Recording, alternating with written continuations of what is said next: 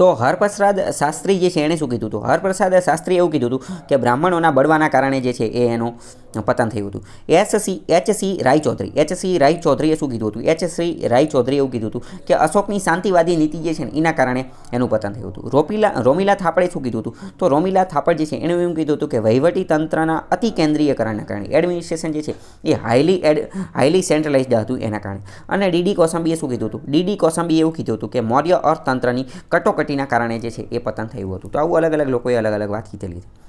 ચોથા નંબરની જે બુદ્ધિસ્ટ કાઉન્સિલ હતી, ટોટલ 4 બૌદ્ધ ધર્મ સભા જે છે એ થયેલી હતી. એ ચોથી જે છે કોણે બોલાવેલી હતી? તો ચોથી જે છે ને એ કનિષ્કે બોલાવેલી હતી. તો એના હેડ કોણ હતા? એના જે મેઇન વ્યક્તિ અધ્યક્ષ છે એ કોણ હતા? તો એના અધ્યક્ષ જે છે એ વસુમિત્ર હતા. કોણ હતા? વસુમિત્ર. આગળ વાત કરીએ કે કન્નડ કાવ્ય પર પ્રખ્યાત ગ્રંથની રચના નીચેનામાંથી કયા રાષ્ટ્રકૂટ શાસકે કરેલી હતી? તો અમોઘ વર્ષ પ્રથમ નામનો વ્યક્તિ હતો ને એને કન્નડ ભાષાની અંદર એક ગ્રંથ લખેલો હતો અને ગ્રંથ જે છે એ કાવ્ય પ્રકારનો ગ્રંથ હતો. અને એ જે ગ્રંથ હતો ને એ ગ્રંથનું નામ હતું કવિરાજમાર્ગ. પ્રશ્ન એ પણ પૂછે છે કવિરાજમાર્ગ નામનો ગ્રંથ કોણે લખેલો હતો? તો અમુક વર્ષ પ્રથમે લખેલો હતો અને કન્નડ ભાષાની અંદર લખેલો હતો. અને આ કવિરાજમાર્ગની અંદર હતું શું? તો કે કવિતા હતી, લિટરરી વર્ક હતી. આ ઉપરાંત એણે બીજો પણ લખેલું હતું કે પ્રશ્નોત્તરા રત્નમાલિકા એ કોણે લખેલું હતું? તો એ સંસ્કૃત ભાષાની અંદર એક રિલિજિયસ ધાર્મિક ગ્રંથ લખેલો હતો, એ પણ એણે જ લખેલો હતો. બરાબર. તો આવો પ્રશ્ન પણ પૂછાતો હોય છે. અહીંયા જો આ અમુક વર્ષ જે છે એનું આ અમુક વર્ષ દ્વારા જે પુસ્તક લખવામાં આવેલી છે એનું આપેલું છે. બરાબર. આગળનો બીજો પ્રશ્ન જોઈએ કે નીચેનામાંથી કયા રાજવંશે સૌથી વધુ સોનાના સિક્કા બહાર પાડ્યા હતા? તો સૌથી વધુ સોનાના સિક્કા બહાર પાડવાનું કામ જે છે એ ગુપ્ત રાજવીઓએ કરેલું હતું. ગુપ્ત રાજવીઓ એટલે તો એને સુવર્ણકાળ કહે છે. આગળનો બીજો પ્રશ્ન કહે છે કે નીચેનામાંથી કયા ચંદ્રગુપ્તના રાજ્યારોહણ ચંદ્રગુપ્ત મૌર્ય જે છે એણે ચાણક્યની મદદથી મૌર્ય વંશની સ્થાપના કરેલી હતી. મૌર્ય વંશની સ્થાપના.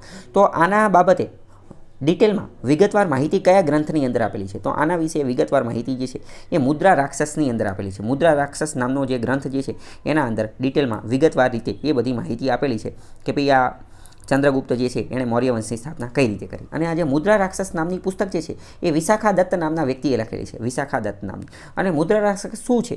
મુદ્રા રાક્ષસ તો એક રીતનું પ્લે એટલે કે એક નાટક છે. કારણ કે અમુક વાર પ્રશ્ન એ પણ પૂછે છે, જોડકામાં પૂછાઈ જશે. આ બાજુ 4 વસ્તુ આપેલી હશે અને કીધેલું હશે કે એ નાટક છે કે કાવ્ય છે કે મહાકાવ્ય છે કે એવું બધું. બરાબર. તો એવા પ્રશ્ન પણ પૂછાતા હોય છે.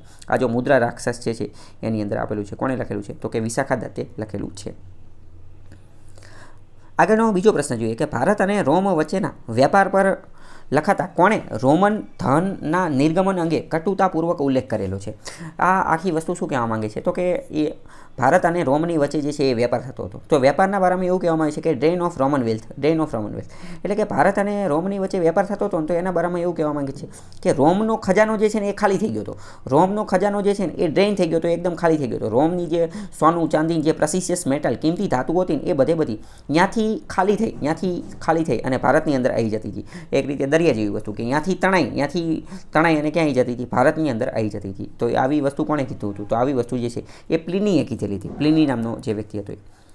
આગળનો પ્રશ્ન કહે છે કે નીચેનામાંથી કયો બૌદ્ધ ગ્રંથ નથી? તો વિનય પિટક બૌદ્ધ ગ્રંથ છે. સુક્ત પિટક એ પણ બૌદ્ધ ગ્રંથ છે. અને જાતક સ્ટોરીઝ, જાતક ટેલ્સ, જાતક કથાઓ એ પણ બુદ્ધના પૂર્વ જન્મ સાથે જોડાયેલી વસ્તુઓ છે. જ્યારે અરણ્ય પિટક એ બૌદ્ધ ધર્મનો ગ્રંથ નથી. તો આ ત્રણેય છે અને ઓલો નથી. બૌદ્ધ ધર્મનો મહાનમાં મહાન અથવા સૌથી પવિત્ર ગ્રંથ હોય તો એ કયો છે? તો એનું નામ છે ત્રિપિટક. ત્રિપિટકની અંદર ટોટલ 3 આવે છે: સુક્ત પિટક, વિનય પિટક અને અભિધમ્મ પિટક. વિનય પિટકની અંદર શું આવેલું છે? તો કે વિનય પિટકની અંદર તમામ નિયમો આવેલા છે. વિનયનો મતલબ શું થાય?